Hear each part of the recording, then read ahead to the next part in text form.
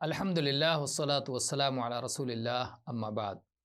رسول اللہ صلی اللہ علیہ وسلم نے سرما کے متعلق کیا فرمایا ہے، یہ ہم مختصر شمائل ترمذی سے آپ کے سامنے پیش کر رہے ہیں۔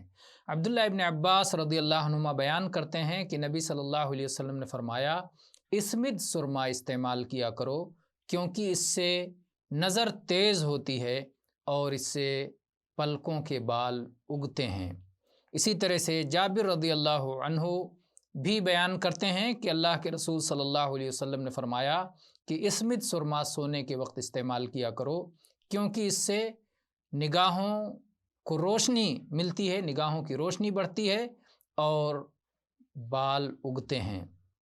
ایسے ہی عبداللہ ابن عباس رضی اللہ عنہ بیان کرتے ہیں کہ نبی صلی اللہ علیہ وسلم نے فرمایا کہ سب سے بہترین سرما اسمد ہے، یہ نگاہوں کو تیز کرتا ہے اور پلکوں کے بال اگاتا ہے۔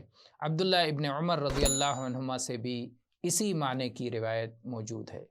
واللہ تعالی عالم والحمد للہ رب العالمین۔